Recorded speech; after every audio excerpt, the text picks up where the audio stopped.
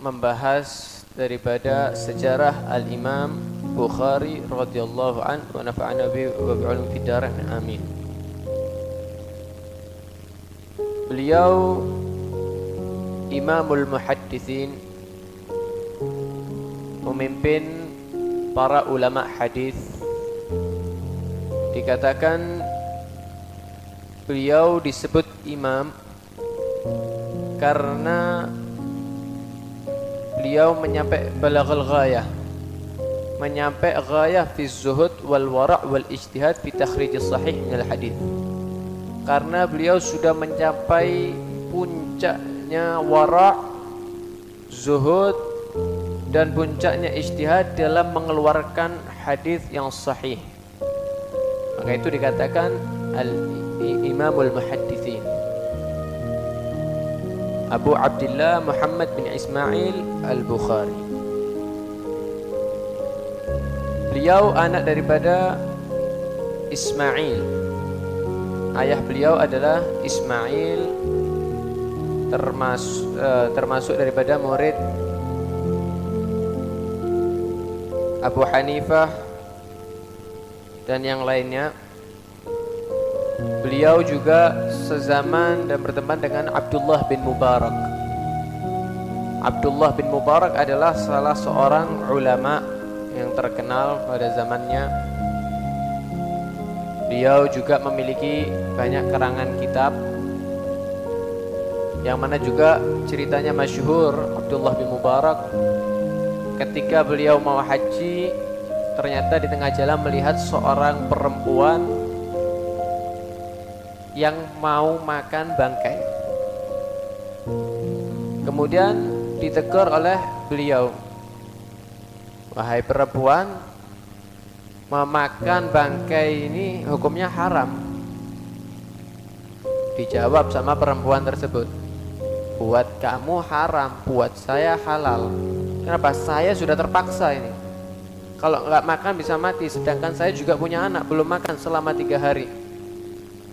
Akhirnya setelah ditanya-tanya, ternyata perempuan ini adalah salah satu keturunan Rasulullah sallallahu alaihi wasallam. Mendengar seperti itu, akhirnya semua ongkosnya untuk bepergian haji diberikan kepada perempuan tersebut untuk membiayai hidupnya. Dan beliau nggak jadi haji. Nggak jadi haji karena membantu salah satu cucu Nabi. Beliau pulang dari perjalanan, rombongan terus. Ketika rombongannya pulang semua, Abdullah bin Mubarak ini mendatangi teman-temannya yang baru datang dari haji. Masya Allah, hajian mabrur, wasayan masykur. Mudah-mudahan hajinya mabrur ya, ini ya. Teman-temannya langsung jawab, mudah-mudahan kamu juga hajinya mabrur. Dia bingung, saya nggak haji katanya. Datang ke rumah temannya juga seperti itu, bingung, saya ini nggak haji. Ternyata dia tidur dan bermimpi bahwa Nabi SAW mengatakan kepada dia, Allah menggantikan seorang malaikat yang menyerupai beliau untuk menghajikan setiap tahunnya.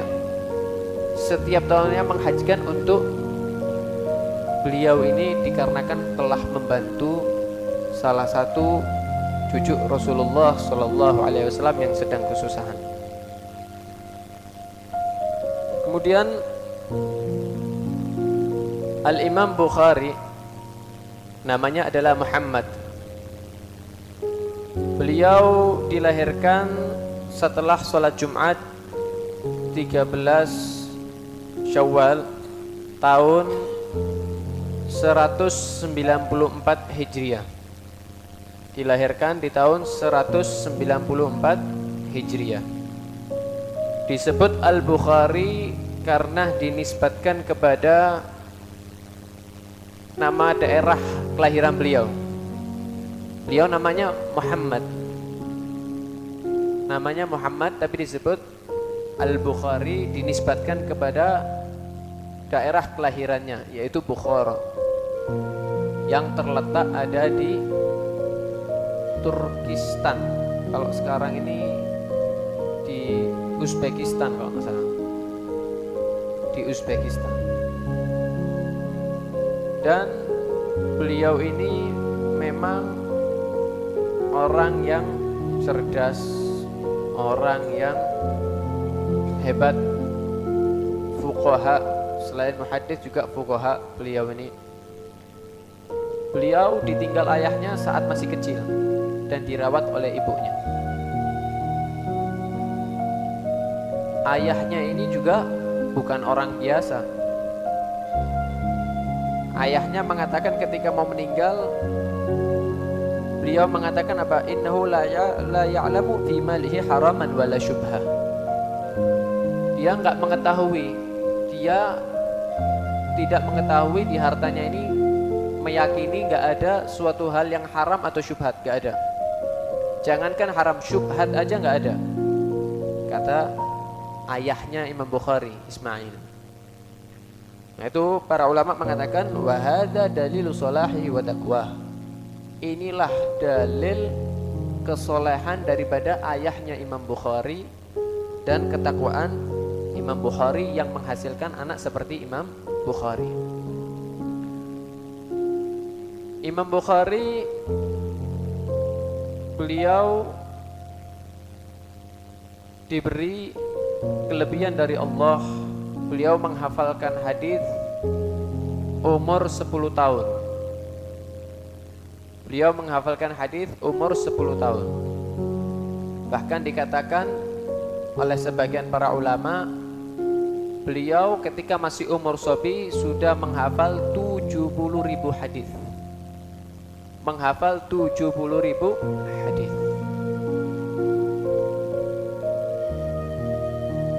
Bukan hanya itu, beliau juga menghafal 100.000 hadis yang sahih dan juga menghafal 200.000 hadis yang ghairu sahih, yang bukan sahih.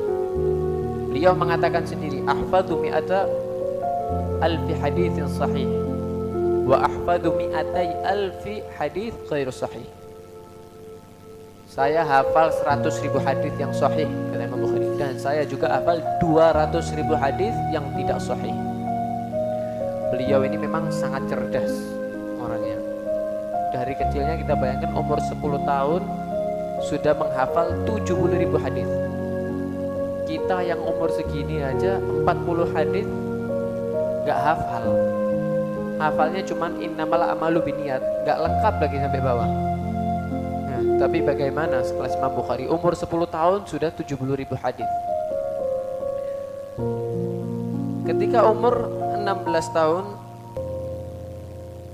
beliau juga mengatakan bukan hanya hafal hadis, tapi juga hafidtu kutuba Ibnil Mubarak wa araftu kalam haula. Saya sudah menghafal kitab-kitabnya Ibn Mubarak, yakni Abdullah bin Mubarak, dan bukan hanya hafal, aku juga memahami omongan mereka para ulama. Jadi bukan hanya hadis saja, nggak puas dengan hafal hadis, kitabnya para ulama dihafalkan semua sama beliau Imam Bukhari. Ketika umur 18 tahun baru buat KTP ini. Baru buat KTP dapat setahun. Beliau bagaimana mengarang kitab yang berjudulkan Qadayas Sahabah wa Tabi'in. Kejadian para sahabat dan tabi'in. Banyak karangan Imam Bukhari ini, banyak sekali. Yang lebih aneh lagi itu ada suatu kejadian saat beliau masih kecil. Beliau ini matanya tiba-tiba buta, penglihatannya hilang, menjadi buta. Akhirnya ibunya nangis-nangis. Doa terus sama ya Allah, ya apa caranya penglihatan Imam Bukhari ini kembali. Suatu saat ibunya Imam Bukhari ini tidur mimpi ketemu dengan Nabi Ibrahim alaihissalam. Bertemu dengan Nabi Ibrahim, dan Nabi Ibrahim berkata kepada ibunya, laqad raddallahu liwaladik basarahu likathrati bukai wa du'aik. Allah telah mengembalikan penglihatan anakmu karena seringnya doamu, karena banyaknya doamu dan tangisan, kata Nabi Ibrahim alaihissalam. Ketika pagi hari dilihat, subhanallah, penglihatan Imam Bukhari kembali seperti normal. Bagaimana kekuatan doa seorang ibu. Maka itu orang-orang dahulu itu kalau melihat anaknya rodok medi itu tidak berani ngomong aneh-aneh, itu nggak berani. Orang dulu itu mesti ngomong hidayat, Allah yahdik, Allah yahfad, dan yang lainnya. Karena apa? Omongan mereka ini menjadi doa. Omongan orang tua ini, apalagi orang tua ya, menjadi doa. Maka itu kalau ngomong itu orang tua hati-hati, omongannya itu jadi doa. Orang dulu itu mengajarkan para habaib itu kalau ngeliat anaknya nakal nggak berani ngomong jelek. Beti kok nih anjen, nggak ada. Anjen ini ngomong, on nggak doa no, nggak pinter kok, nggak ada. Orang-orang dulu nggak hidayat, Allah yahdik dan yang lainnya. Allah yahdik, semoga Allah memberi kamu hidayat supaya berubah. Jadi tetap mereka itu, kebiasaan mereka itu walaupun marah tetap mendoakan yang baik, bukan mendoakan yang jelek.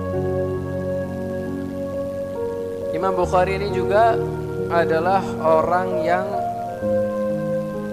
kaya karena mendapatkan peninggalan dari ayahnya. Hartanya banyak, tapi hartanya banyak bukan untuk foya-foya. Hartanya banyak bukan untuk jalan-jalan, tur, enggak. Hartanya banyak untuk mencari ilmu. Harta peninggalan ayahnya itu dibuat biaya untuk beliau mencari ilmu keliling setiap daerah. Dan beliau juga sedekahnya, Masya Allah, uangnya itu buat sedekah terus, sampai beliau itu nggak makan kecuali luzaten. Luzaten ini polo.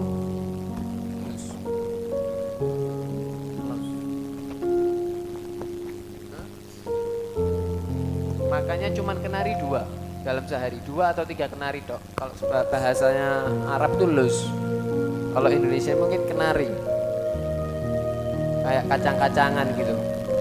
Makanya cuma 2 biji atau 3. Padahal kaya ini. Makannya bukan pizza, bukan kebab, bukan nasi goreng yang mahal-mahal, enggak. Bakso aja enggak, tempe enggak. Cuman makan 2 kenari atau 3. Padahal beliau orang kaya. Sedekahnya Masya Allah, Imam Bukhari. Beliau juga dikatakan oleh sebagian ulama setiap hari itu puasa dahar. Setiap hari puasa, nggak pernah batal puasa kecuali karena udzur syar'i.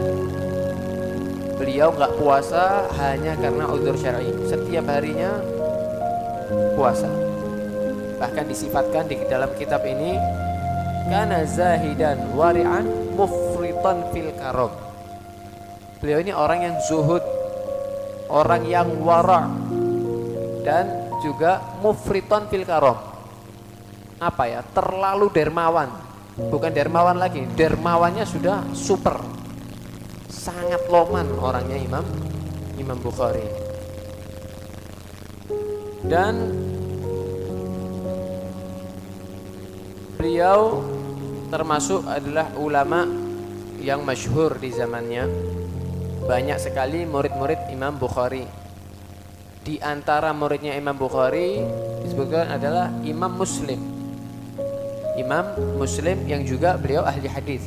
Biasanya dalam kitab-kitab itu hadis rawahul Bukhari wa Muslim. Imam Muslim itu juga termasuk muridnya Imam Bukhari.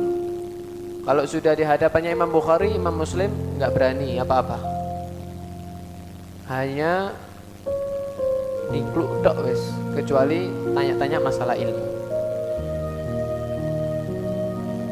Imam Bukhari ini juga mengumpulkan hadis banyak mengumpulkan hadis.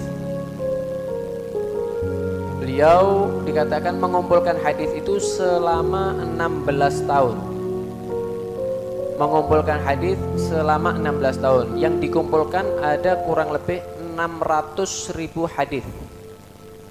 Kurang lebih 600.000 hadis selama 16 tahun. Beliau nggak mau meriwayatkan hadis kecuali bertemu dengan orang yang mendengar dari tabi'in, mendengar dari sahabat dan langsung mendengar dari Nabi. Artinya nggak mau kecuali dengan bertalaki. Imam Bukhari. Maka itu ulama kebanyakan tetap mendahulukan yang diriwayatkan Imam Bukhari. Kenapa? Karena termasuk syarat daripada Imam Bukhari dalam meriwayatkan hadis itu harus bertemu langsung. Nggak bisa hanya dengan membaca surat atau yang lain. Walaupun sama-sama hidup satu zaman, nggak bisa. Tetap harus bertemu menurut Imam Bukhari. Kalau Imam Muslim nggak, yang penting satu zaman. Kalau Imam Muslim yang penting satu zaman. Setiap mengumpulkan satu hadis, beliau ini setiap mengumpulkan satu hadis, kalau sudah dapat satu hadis langsung diistikharoi. Bahkan dalam riwayat beliau itu mandi dulu, mandi, sholat 2 rakaat, baru ngambil hadis. Setiap satu hadis 2 rakaat. Setiap satu hadis 2 rakaat. Bisa bayangkan 600.000 hadis. Berapa rakaat itu kira-kira? Kalikan aja. 600.000 kali 2. Berarti berapa? Hah? 1.200.000 rakaat.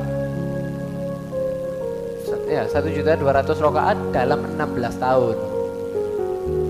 Itu setiap satu hadis sholat 2 rakaat. Bahkan dalam riwayat mandi dulu baru sholat.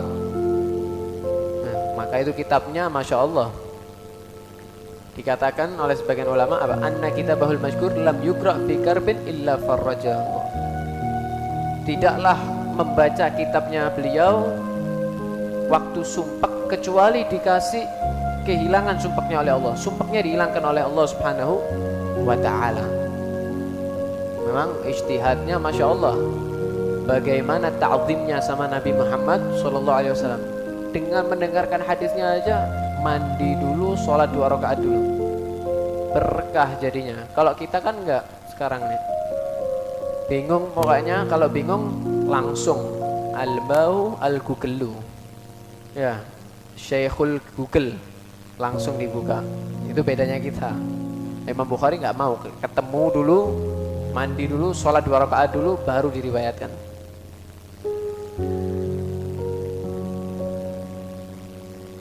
Kemudian pernah suatu saat Imam Bukhari ini diminta oleh seorang raja di daerahnya. Seorang raja di Bukhara, beliau mengutus seorang untuk supaya Imam Bukhari ini datang ke istananya. Datang ke istana raja tersebut untuk mengajarkan hadisnya. Tapi beliau langsung menolak dan mengatakan apa? La adzullul ilma wa la ahmiluhu ila abwabin nas. Saya enggak mau merendahkan ilmu. Saya enggak mau bawa ilmu ini ke rumahnya orang untuk dibayar, untuk datang ke kerajaan untuk ngajari hadis. Enggak mau. Kalau mau suruh datang ke masjidnya saya enggak mau. Akhirnya ya sudah, katanya raja, ajari anak-anakku saja, tapi enggak usah orang lain ikut, khusus anak-anakku. Langsung beliau mengatakan apa? Beliau langsung enggak mau dan beliau mengatakan la yas'ani an akhussa qauman bis sama'i duna qaumin. Saya enggak mau untuk meriwayatkan ilmu kemudian enggak saya sampaikan ke yang lain, enggak. Saya enggak mau kitmanul ilm. Saya enggak mau menyembunyikan ilmu. Enggak mau. Kalau mau suruh datang ke masjidnya. Suruh datang ke tempat pengajian anak. Saya enggak mau hanya khusus ini, yang lain enggak bisa, kata Imam Bukhari. Karena juga beliau waro, nggak mau juga dengan kerajaan, nggak gila dengan jabatan. Akhirnya marah ini rajanya, marah akhirnya diusir Imam Bukhari dari daerahnya, dan beliau akhirnya mau hijrah ke daerah Samarkand. Beliau mau jalan ke daerah Samarkand dan sampai di daerah Bakhartan. Ada daerah Bakhartan namanya, di sebelum daerah Samarkand gitu. Beliau berhenti di situ. Ternyata di daerah situ menjadi fitnah. Ada kaum yang menerimanya, ada yang nggak mau menerimanya. Akhirnya Imam Bukhari ke daerah tersebut mengklarifikasi supaya nggak ada fitnah lagi, nggak ada ribut-ribut lagi. Setelah dibereskan, akhirnya Imam Bukhari ketika sholat malam beliau doa, ya Allah, Allahumma qad daqat 'alayya al-ard bima rahubat faqbidni ilaik. Ya Allah, sudah mulai sempit sekarang ini. Bumimu yang luas ini sudah sempit buat saya. Mulai ada fitnah di mana-mana. Cabutin aku ya Allah, matikan aku ya Allah. Akhirnya beliau mati, sakit di bulan tersebut, sakit parah sampai akhirnya meninggal malam Idul Fitri. Dalam waktu itu umur 62 tahun, meninggal di tahun 256. Imam Bukhari radhiyallahu anhu bukan hanya ahli hadis, bukan hanya ulama, beliau ini juga abid, orang yang ahli ibadah. Dikatakan ibadahnya beliau ini kalau sudah masuk malam Ramadan, beliau ngajak teman-temannya sholat di awal malam itu. Setiap sholat membaca 20 ayat Al-Quran, setiap 2 rakaat sampai hatamnya di malam itu juga beliau ya. Itu setiap malam Ramadan untuk menghormati Ramadan. Ibadahnya di dalam Ramadan beda lagi. Ibadahnya di dalam Ramadan, beliau ini setiap hari, jadi ngajinya beliau itu 2. Ada ngaji pagi, ada ngaji malam. Ngajinya yang pagi hari, beliau itu setiap hari hatam. Hatamnya dikatakan di dalam beberapa kitab, hatam waktu berbuka, hatamnya waktu buka.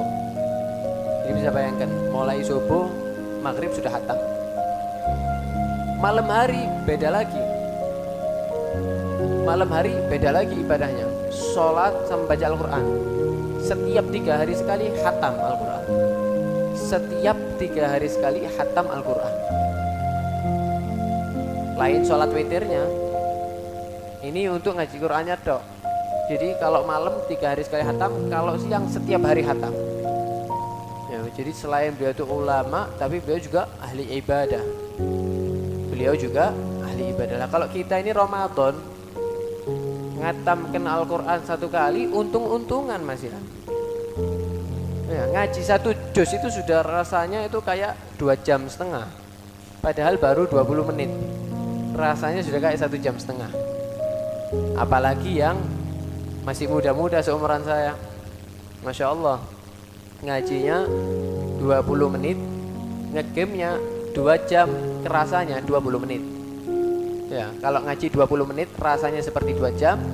Kalau main game, mainnya 2 jam, rasanya seperti 20 menit ya. Itu bedanya kita sama mereka. Mereka dikasih nikmat sama Allah.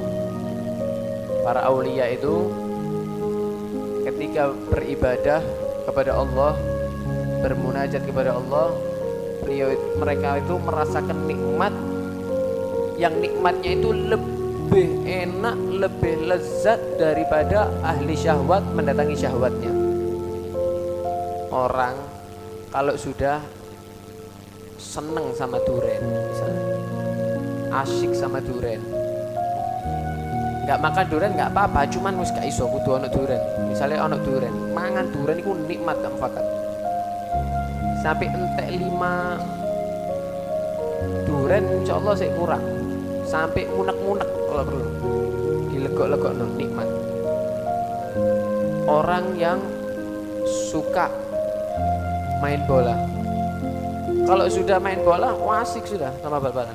Masih rodok pincang-pincang titik ditahan. Kenapa? Sudah hobi main bola. Masih loro tapi kerasa enak wae pokoknya. Kenapa? Mereka merasakan nikmat. Kenapa? Itu kesukaannya.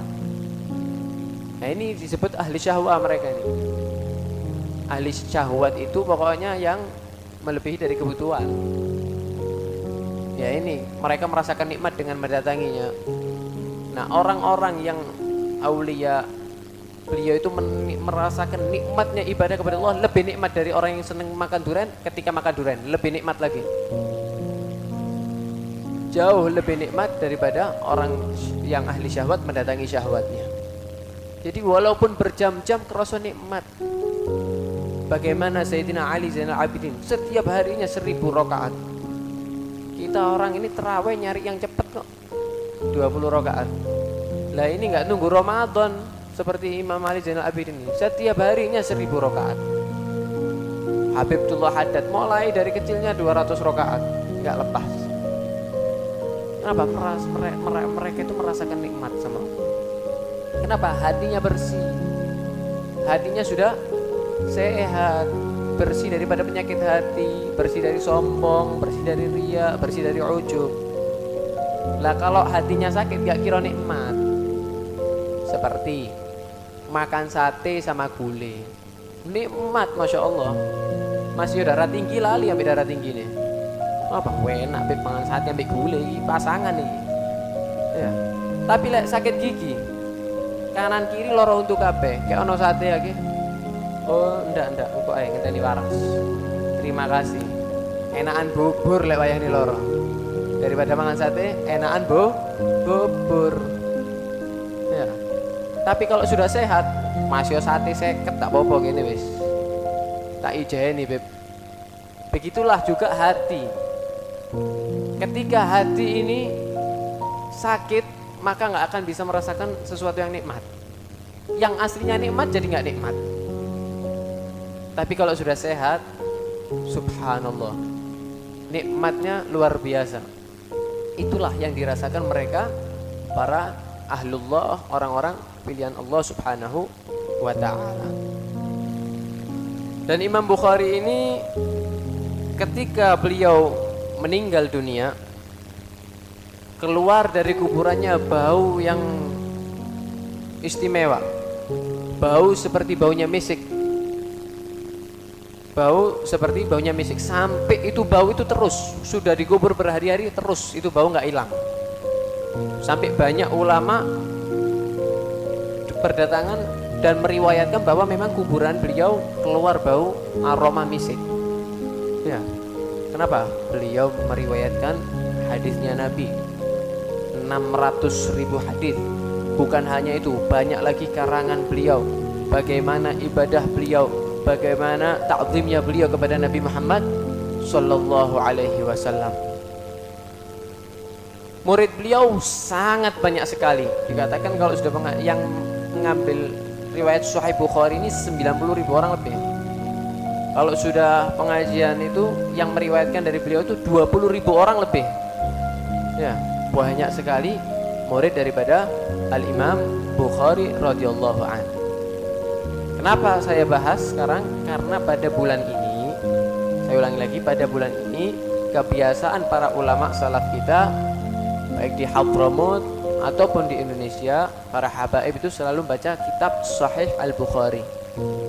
Membaca kitab Sahih Al-Bukhari juga termasuk untuk mengagungkan Syahrullah, untuk mengagungkan Ashhuril Hurum, mengagungkan bulan yang dimuliakan oleh Allah dengan membaca hadis Nabi sallallahu alaihi wasallam. Ada yang khatam dalam seminggu. Sahih Bukhari ini 4 jilid. Ada yang khatam seminggu, ada yang hatam 2 minggu, dan pokoknya diisi hari-hari mereka para ulama, apalagi di bulan Asyurul Hurum, dengan banyak ibadah kepada Allah Subhanahu wa taala.